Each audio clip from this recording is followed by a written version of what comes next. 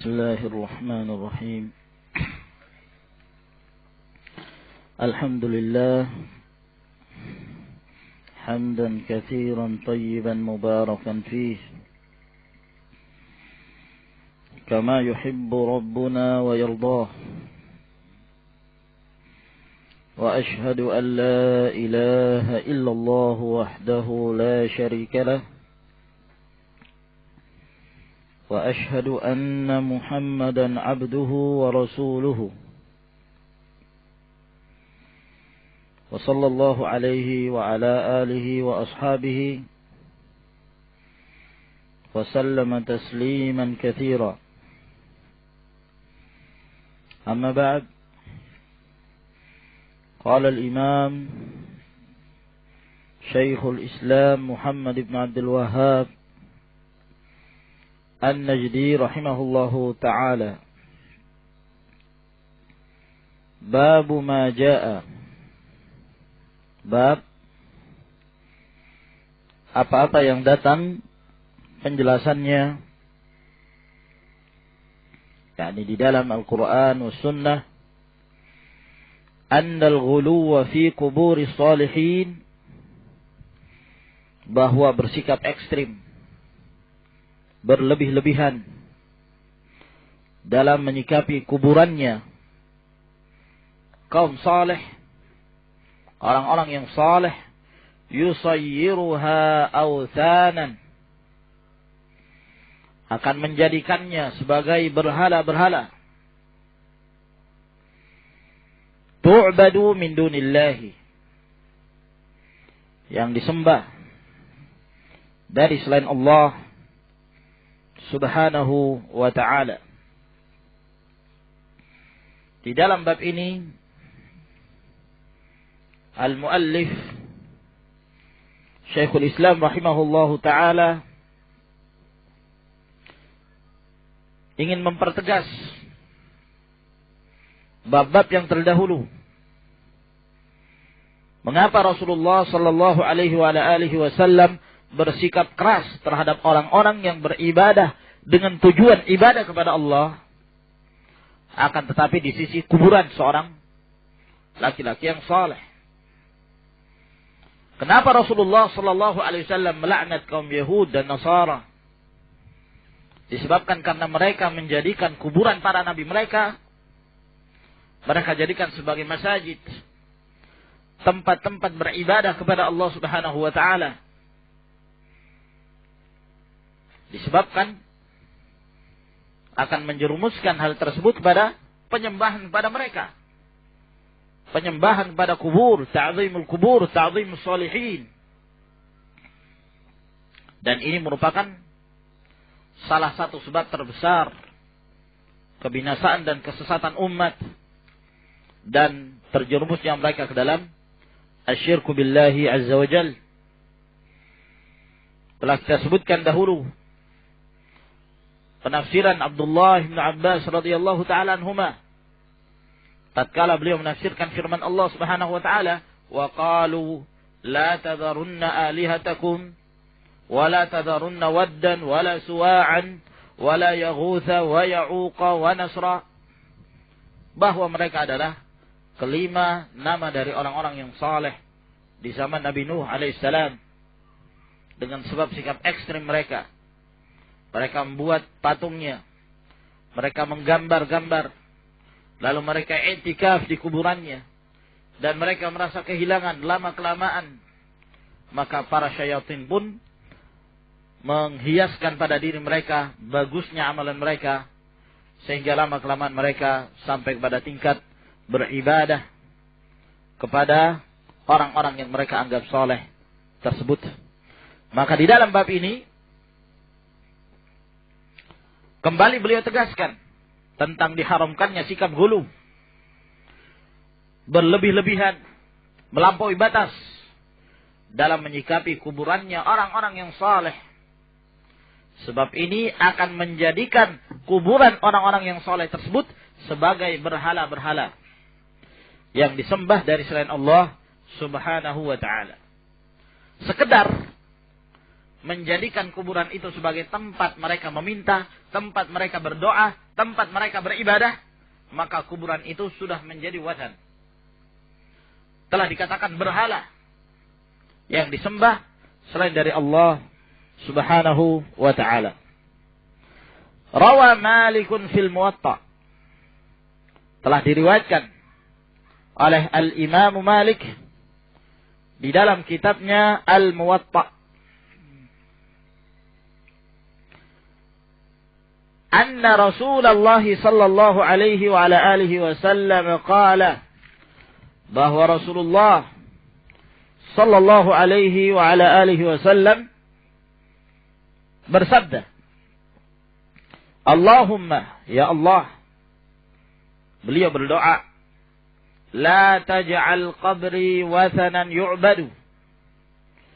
Janganlah engkau menjadikan kuburanku sebagai berhala. Kapan kuburan Nabi sallallahu alaihi wasallam dianggap berhala? Apabila yu'badu, apabila disembah, apabila seseorang berdoa kepadanya, meminta kepada kuburan tersebut. Ishtadda ghadabullah, sangat keras kemurkaan dan kemarahan Allah Azza wa Jal ala qaumin, terhadap satu kaum, ittakhadhu qubur anbiya'ihim masajida, di mana mereka menjadikan kuburan-kuburan nabi-nabi mereka sebagai masjid-masjid. Hadis yang disebutkan oleh Al-Imam Malik rahimahullahu ta'ala,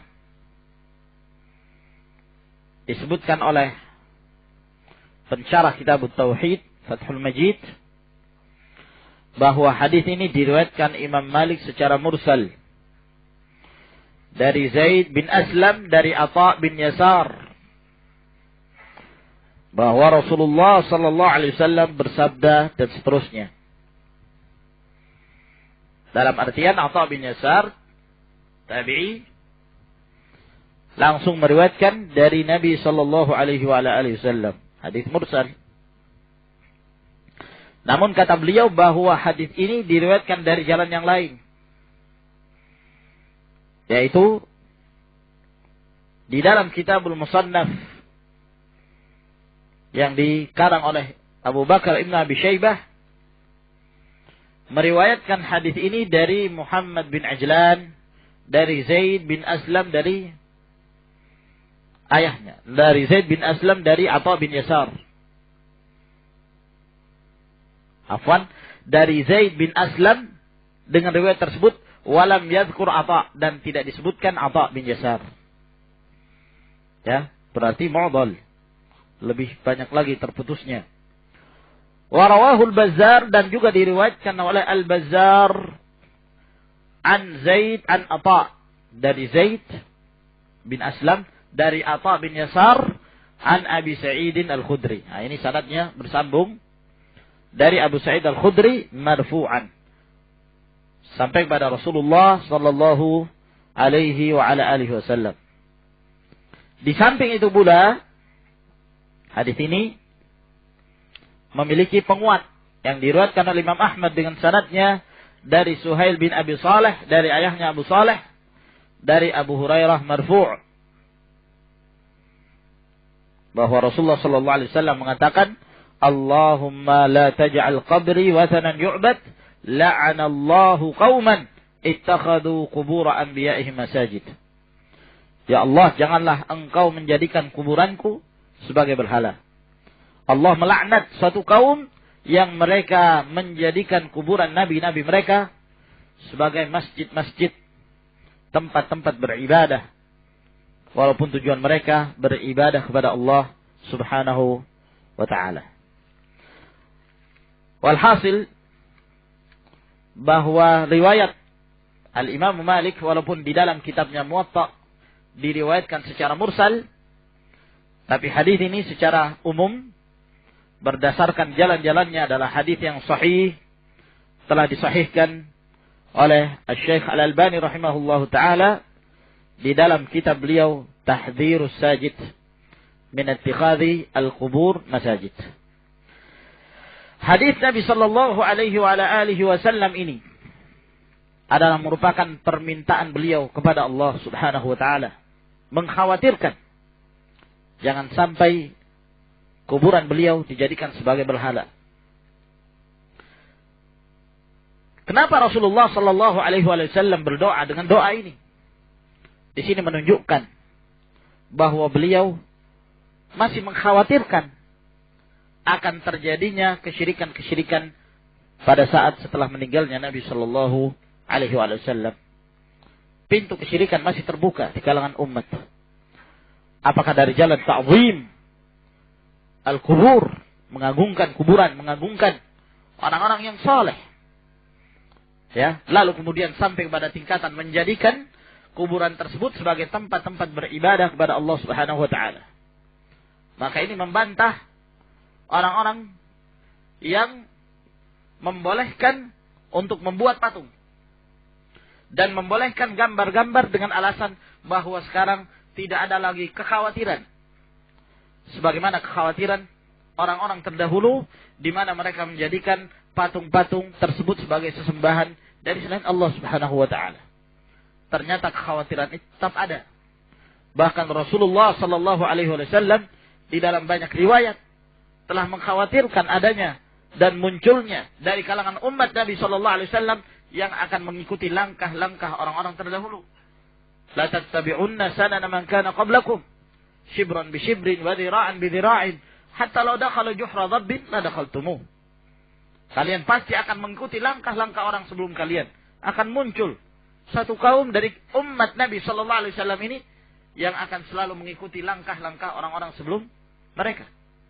Dari Yahud dan Nasara, sejengkal demi sejengkal, sehasta demi sehasta, sehingga walaupun mereka masuk ke dalam lubang biawak, mereka juga akan selalu berusaha untuk mengikutinya. Dan Nabi sallallahu alaihi wasallam mengatakan, "La taqumus sa'ah hatta ya'buda fi'amun an ummatil awthan." Tidak akan tegak hari kiamat sampai muncul sebahagian kelompok dari umat Nabi sallallahu alaihi wasallam ini, mereka yang kembali menyembah berhala, menyembah dari selain Allah Subhanahu wa taala. Maka ini semua ikhwan fiddin azakumullah menjelaskan pada kita bahwa kekhawatiran terjerumusnya umat ini ke dalam syirikan masih terbuka besar. Ya, yang mengharuskan bagi kita untuk tetap berhati-hati dan tetap mengamalkan apa yang telah diperintahkan oleh Nabi sallallahu alaihi wasallam, termasuk di antaranya adalah tidak melakukan penggambaran makhluk hidup, apakah yang memiliki adzil, bayangan atau tidak, patung dan lain sebagainya yang menggambarkan sosok makhluk hidup. Nah, oleh karena itu datang laknat dari Nabi sallallahu alaihi wasallam dalam banyak hadis terhadap orang-orang yang mentaswir, ya, melakukan gambar-gambar tersebut, dikhawatirkan karena yang demikian ini salah satu wasilah dzari'ah yang menuju kepada asyirk billah azza wa jalla. Dan di dalam hadis ini Rasulullah sallallahu alaihi wasallam berdoa agar kemudian kuburannya tidak dijadikan sebagai tempat berhala yang disembah. Dan ini dikabulkan doanya oleh Allah Subhanahu wa taala. Sebagaimana dikabulkan doanya Nabi Ibrahim alaihissalam, "Wajnubni wa baniya an na'budal asnam." Dan jauhkanlah aku, demikian pula keturunanku, daripada penyembahan terhadap berhala-berhala, patung-patung yang disembah dari selain Allah Subhanahu wa taala. Sehingga sampai sekarang ini walhamdulillah kuburan Nabi sallallahu alaihi wasallam senantiasa terpelihara dan dijaga dari adanya orang-orang yang hendak menjadikannya sebagai berhala, menyembah dari selain Allah Subhanahu wa taala.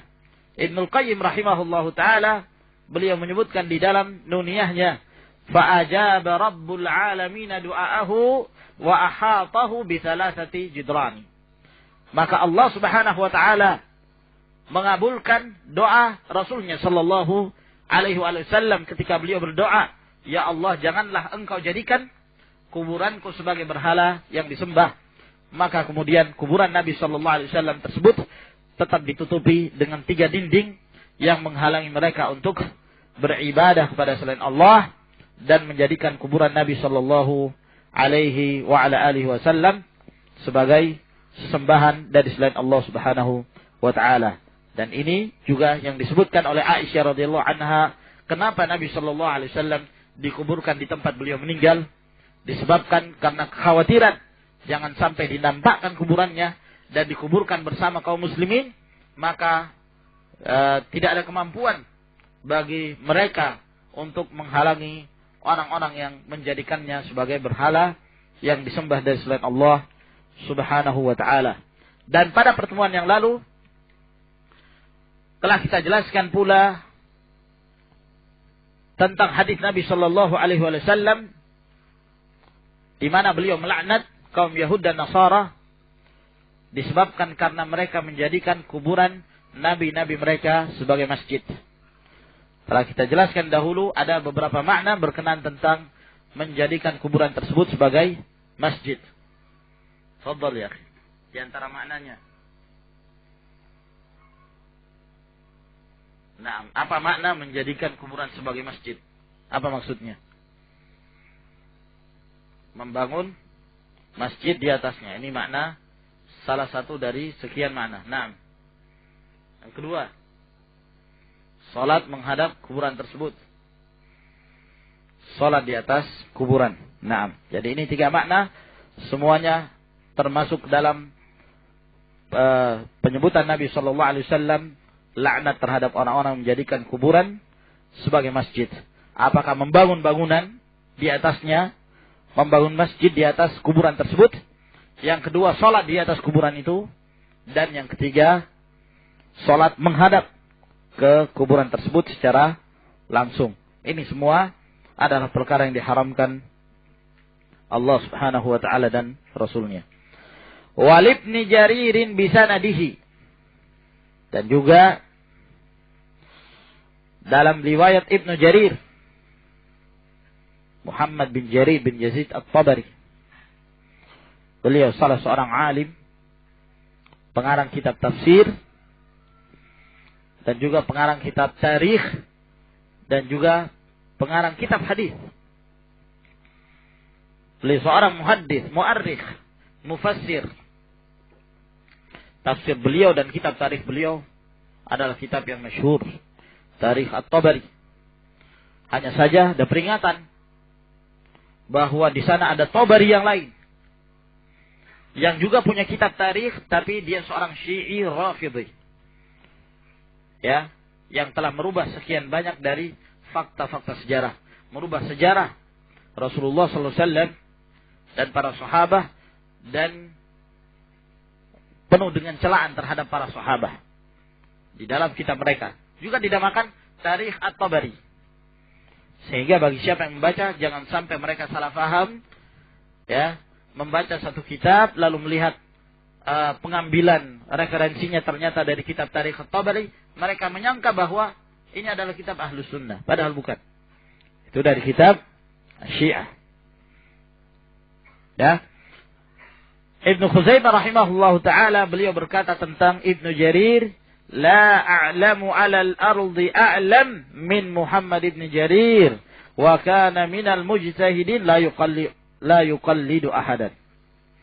Saya tidak mengetahui di muka bumi ini ada orang yang lebih alim daripada Muhammad bin Jarir. Beliau salah seorang dari mujtahid dan beliau tidak mentaklid pada siapapun. Bahwa diriwayatkan oleh Ibnu Jarir dengan sanadnya dari Sufyan bin Mansur an Mujahidin, dari Mujahid. Nah, sini dari Sufyan bin Mansur. Keliru ini, akhwat. Yang benar an Sufyan an Mansur. Hah? Dari Sufyan dari Mansur. An, bukan bin. Ya. Nah. Sufyan di sini adalah Sufyan Ats-Tsauri. Sufyan bin Sa'id bin Masruq Abu Abdullah Ats-Tsauri. Mansur Ibn al-Mu'tamir. Ya. At-Taimi. As-Sulami. Keduanya adalah perawi yang thiqah. Naam. An Mujahidin, dari Mujahid, yaitu Mujahid bin Jabr Abul Hajjaj Al-Makhzumi, thiqah, imam dalam ilmu tafsir.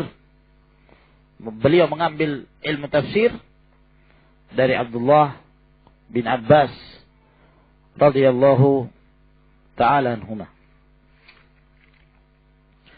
Dalam menafsirkan firman Allah Subhanahu wa ta'ala, afara'aitumul Latta wal Uzza. Ya.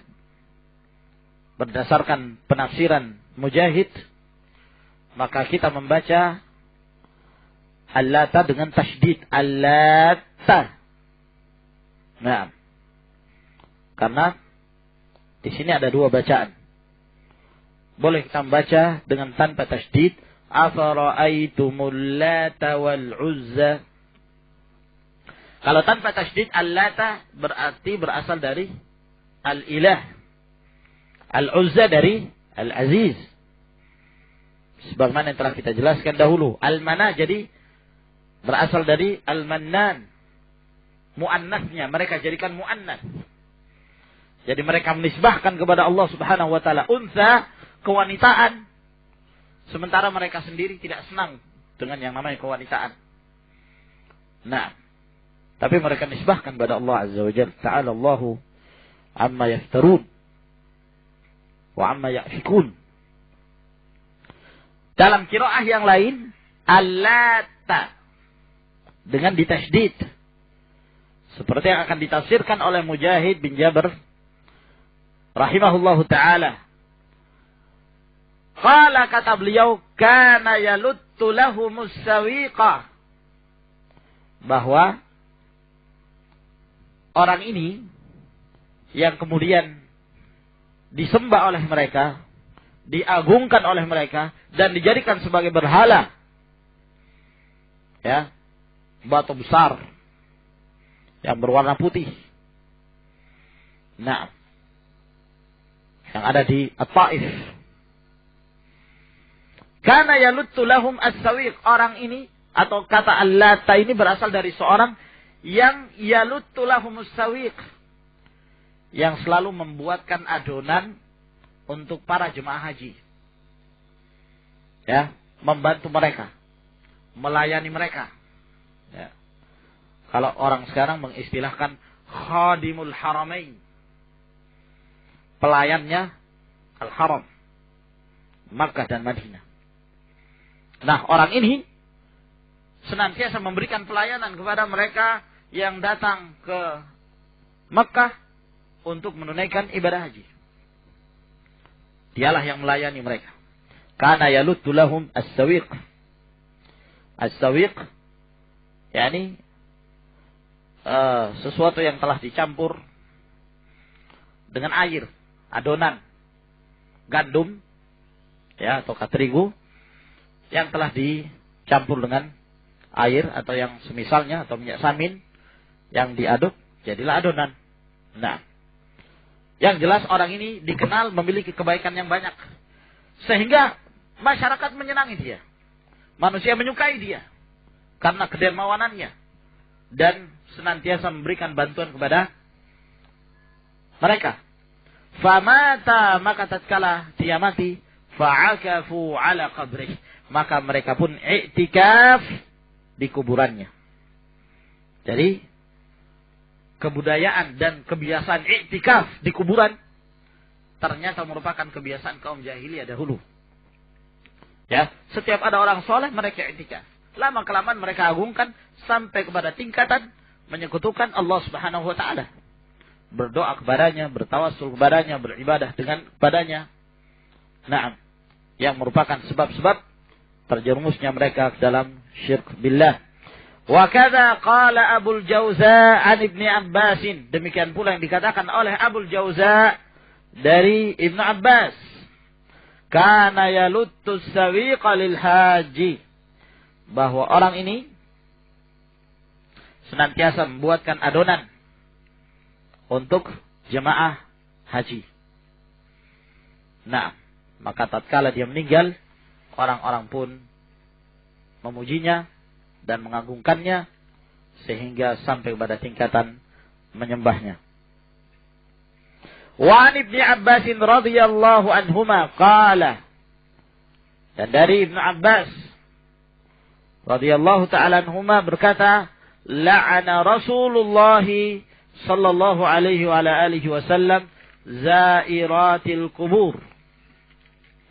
Bahwa Rasulullah sallallahu alaihi wa alihi wasallam melaknat wanita-wanita yang menziarahi kuburan. Wal muttakhidina 'alaiha, dan orang-orang yang menjadikan di atas kuburan itu al-masajida, sebagai masjid-masjid, wasuruj, dan lentera-lentera, lampu-lampu untuk menerangi kuburan tersebut. Rawahu Ahlus Sunan. Hadis ini diriwayatkan oleh Ahlus Sunan. Hadis Abdullah bin Abbas radhiyallahu taala anhuma ini menjelaskan di dalamnya beberapa hukum. Namun sebelum itu, dilihat dari sisi kekuatan hadis ini, bahwa lafaz yang disebutkan oleh Abdullah bin Abbas, la'ana Rasulullah sallallahu alaihi wasallam zairatil kubur, bahwa Rasulullah sallallahu alaihi wasallam melaknat wanita-wanita yang menziarahi kuburan. Dengan lafaz ini, lafaz yang dilemahkan oleh para ulama, ya, lafaz yang dilemahkan oleh para ulama, di antaranya Asy-Syaikh Al-Albani rahimahullahu taala. Yang sahih, ya, yang ada, yang sahih dan Nabi sallallahu alaihi wasallam adalah hadis Hasan bin Thabit yang dikeluarkan oleh Ibnu Majah dari riwayat Abdurrahman bin Hasan bin Thabit. Dari ayahnya, beliau mengatakan, la'ana Rasulullah sallallahu alaihi wasallam zuwaratil kubur.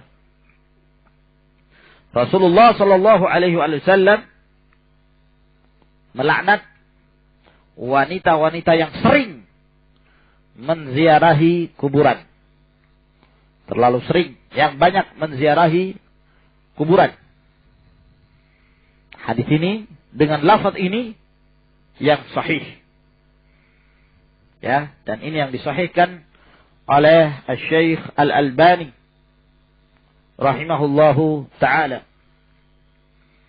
Ada sebagian dari kalangan para ulama yang berpegang dengan hadis dengan lafaz la'ana Rasulullah sallallahu alaihi wasallam zairatil kubur, bahwa Rasulullah sallallahu alaihi wasallam melaknat wanita yang menziarahi kuburan, sehingga mereka berpendapat bahwa wanita diharamkan secara mutlak untuk menziarahi kuburan.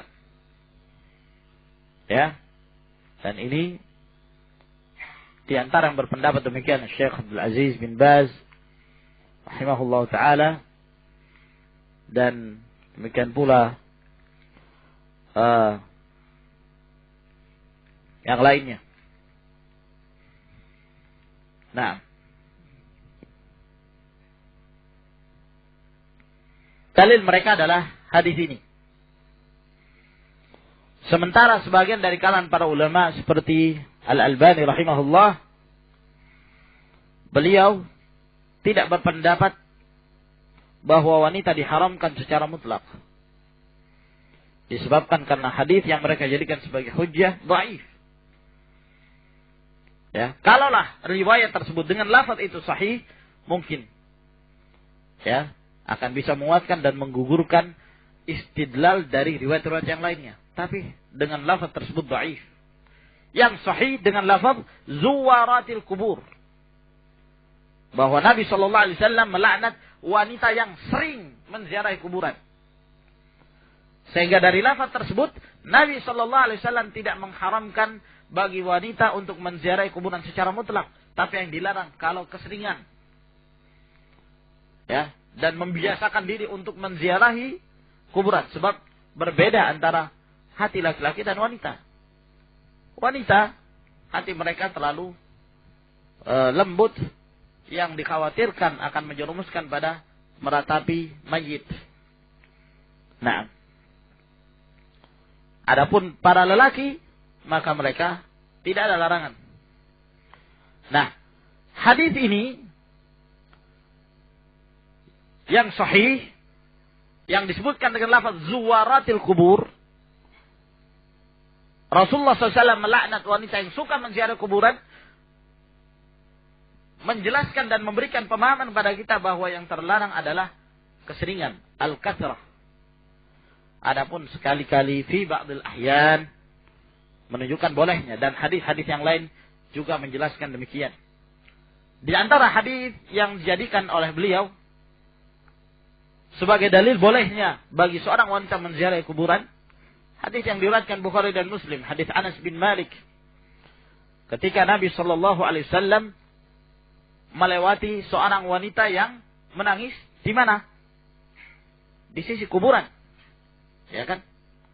Maka Rasulullah sallallahu alaihi wasallam mengatakan padanya, "Ittaqillaha wasbiri." Bertakwalah kepada Allah dan bersabarlah. Wanita ini tidak mengetahui siapa yang menegur dia. Maka dia pun mengatakan, "Ilaika anni fa innaka lan tusab bi musibati." Ya. Hendaklah kamu menjauh dariku. Kamu tidak mendapatkan musibah seperti yang menimpaku. Setelah Nabi SAW pergi, ternyata dikabarkan padanya itu adalah Nabi SAW. Dia merasa bersalah. Dia pun mendatangi rumah Nabi SAW. Ya. Lalu kemudian Rasulullah SAW mengatakan, "Innamas sabru 'inda sadamatil ula." Walhasil dari hadis ini yang menjadi syahid bahwa wanita tersebut menziarahi kuburan anaknya. Nah, dan Nabi Shallallahu Alaihi Wasallam tidak mengingkari ziarah wanita tersebut ke kuburan anaknya. Yang diingkari oleh Nabi Shallallahu Alaihi Wasallam karena ratapan dari wanita ini. Ittaqillah wasbiri, bertakwa kepada Allah dan bersabar. Nah, dan Rasulullah SAW tidak mengingkari ziarahnya wanita tersebut ke makam anaknya. Ini merupakan salah satu dalil yang mereka jadikan sebagai hujjah bahwa asal hukumnya wanita boleh menziarahi kuburan. Hadis yang kedua yang diriwayatkan oleh Imam Muslim, hadis Aisyah radhiyallahu taala anha, bahwa suatu ketika pada malam giliran Aisyah radhiyallahu taala anha, Nabi sallallahu alaihi wasallam tidur bersama Aisyah. Ya. Setelah di malam hari, di pertengahan malam, Rasulullah sallallahu alaihi wasallam menyangka Aisyah sudah tertidur pulas. Maka dengan diam-diam Nabi sallallahu alaihi wasallam pun keluar. Ya, ternyata Aisyah belum tidur pula. Maka dia pun curiga dengan Nabi sallallahu alaihi wasallam. Jangan-jangan Rasulullah sallallahu alaihi wasallam ke tempat istri yang lain. Iya kan? Timbul kecurigaan dari Aisyah radhiyallahu anha. Maka berangkatlah Nabi sallallahu alaihi wasallam dan keluarlah Aisyah mengikuti Rasulullah sallallahu alaihi wasallam dari belakang. Ternyata yang didatangi oleh Nabi sallallahu alaihi wasallam adalah Al-Baqi', pekuburan Baqi'.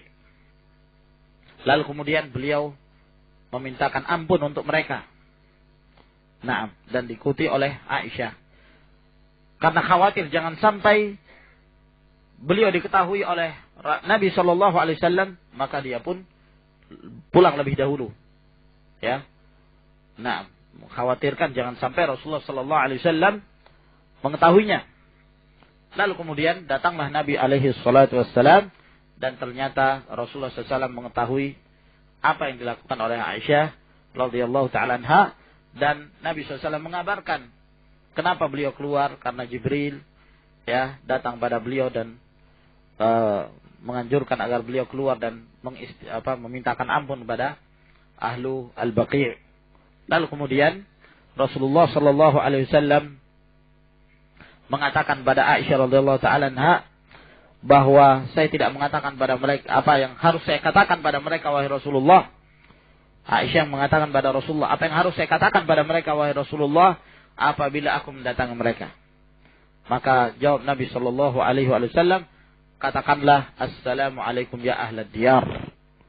Ya, keselamatan atas kalian wahai ahlud diyar, penghuni kuburan, minal mu'minina wal muslimin, dari kalangan kaum mukminin dan kaum muslimin. Maka hadis ini dijadikan hujjah oleh mereka bahwa Aisyah radhiyallahu taala anha tidak diingkari oleh Nabi sallallahu alaihi wasallam ketika dia mendatangi Al-Baqi. Kalaulah sekiranya yang demikian ini tidak boleh, tentunya diingkari oleh Nabi sallallahu alaihi wasallam. Ya, justru yang terbalik adalah adanya takrir, persetujuan dari Nabi sallallahu alaihi wasallam dan tidak ada pengingkaran dari beliau. Bahkan beliau mengajarkan pada Aisyah radhiyallahu taala anha apa yang harus diucapkan ketika mendatangi pekuburan tersebut. Maka hadis ini menunjukkan bolehnya. Hadis yang lain, hadis yang umum. Di saat Nabi SAW mengatakan, kuntu nahaitukum an ziyaratil kubur ala fazuruha. Dahulu aku cegah kalian, aku larang kalian untuk menziarahi kuburan. Adapun sekarang silahkan kalian menziarahinya. Ya, silahkan kalian menziarahinya. Maka hadis ini secara umum perizinan dari Nabi sallallahu alaihi wasallam baik untuk laki-laki maupun untuk wanita, kecuali apabila ada dalil yang mengkhususkan. Demikian pula di dalam riwayat Al-Imam Al-Hakim dan Al-Baihaqi bahwa suatu ketika Aisyah radhiyallahu taala anha menziarahi kuburan saudaranya. Suatu ketika beliau menziarahi kuburan saudaranya. Lalu Abdullah bin Abi Mulaikah, salah seorang tabi'i, bertanya kepada Aisyah radhiyallahu anha, "Alaysa qad naha Nabi sallallahu alaihi wasallam an ziyaratil kubur?" Bukankah Nabi sallallahu alaihi wasallam telah melarang seseorang untuk menziarahi kuburan? Kata Aisyah radhiyallahu taala anha, "Na'am, tsumma amara biha." Iya, memang dahulu dilarang, kemudian setelah itu Rasulullah sallallahu alaihi wasallam membolehkan, memerintahkan untuk menziarahi kuburan tersebut. Yang ini semuanya merupakan dalil-dalil yang hujjah, yang kuat bagi mereka yang berpendapat bahwa wanita tidak diharamkan secara mutlak untuk menziarahi kuburan. Yang dilarang, yang disebutkan oleh Rasulullah sallallahu alaihi wasallam bahwa Rasulullah melaknat wanita yang sering membiasakan diri untuk menziarahi kuburan.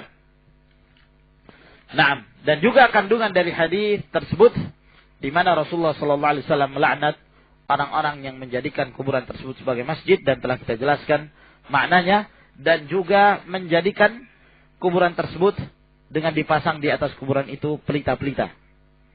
Naam, sebab yang demikian ini menyia-nyiakan harta, tabdzir dalam menggunakan harta, dan juga akan menjerumuskan seorang ke dalam pengagungan terhadap kuburan, di mana mereka menyalakan lentera-lentera pada kuburan tersebut yang kemudian akan menimbulkan fitnah, dikhawatirkan akan menimbulkan fitnah pengagungan terhadap kuburan yang dinyalakan padanya lentera.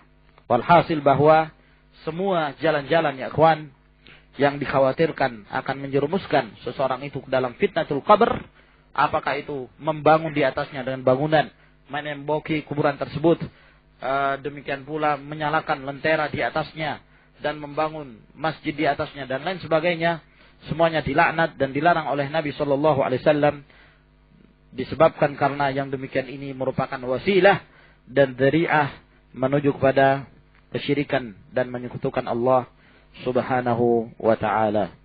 Wallahu a'lam bishawab. Ila huna ya ikhwan.